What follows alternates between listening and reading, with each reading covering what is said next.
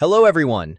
Imagine buying a business for far less than it's truly worth, then watching the market's mood swings give you incredible deals. That's the core promise of The Intelligent Investor, the 1949 classic by Benjamin Graham. Warren Buffett calls it the best book on investing ever written. Buffett credits it for his entire philosophy. Today, I'll summarize the book's context, its main points, and the life-changing lessons every investor should learn. Whether you're a beginner or seasoned pro, these ideas have protected fortunes for over 75 years, and they still work today. Benjamin Graham wrote this right after the Great Depression and two brutal stock market crashes. He had lost everything in 1929. His mission was simple: teach ordinary people how to invest safely, not gamble. It's about preserving capital and earning a sensible return. Graham, known as the father of value investing, updated it twice. The core message has never changed. Investing is a business. Buffett studied under Graham at Columbia and applied these principles to build Berkshire Hathaway. That's why this book remains required reading. Graham starts with the most important distinction in finance: investing versus speculating.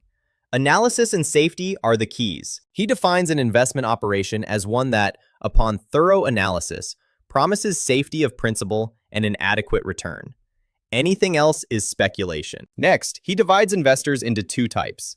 The defensive investor is the everyday person who wants good results with minimal effort and risk. Think diversified index funds, or a simple 50-50 mix of stocks and bonds, rebalanced once a year. Most people should stay here. The enterprising investor is willing to put in serious work to beat the market. But Graham warns this is rare and requires real skill. Now, the two chapters Buffett says are worth the whole book: Chapter 8 and Chapter 20. These are the foundations of the philosophy. Chapter 8 introduces Mr. Market, Graham's brilliant metaphor.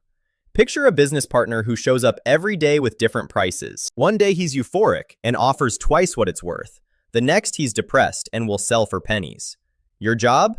You don't have to trade. Use his mood swings to your advantage. Buy when he's pessimistic, sell when he's manic. The market is there to serve you. Chapter 20 delivers the central concept, the margin of safety. Never pay full price. Always buy at a significant discount to intrinsic value. That discount is your cushion against mistakes, recessions, or bad luck. Think of it as the real worth of the underlying business. Graham even gave a simple formula to help find this value. Focus on actual performance, not the ticker symbol. Stocks are ownership pieces. He also stresses diversification, avoiding debt-heavy companies, and ignoring short-term price swings. Focus on the business. Stocks are ownership pieces of real companies, not lottery tickets. This mindset shift is what separates the intelligent investor. Here are the biggest takeaways you can apply immediately to your own portfolio and decision-making process. First, price and value are completely different. The market's price can be irrational for years. True value rarely changes that fast. Second, the investor's worst enemy is usually himself. Emotions, fear, and greed destroy more portfolios than bad companies ever do. Third, diversification and a rational plan beat genius. A simple, quality portfolio will outperform most experts over the long run. Fourth, risk comes from overpaying, not from owning stocks. Buying cheap with a margin of safety actually reduces risk. Fifth, long-term results matter, not daily headlines.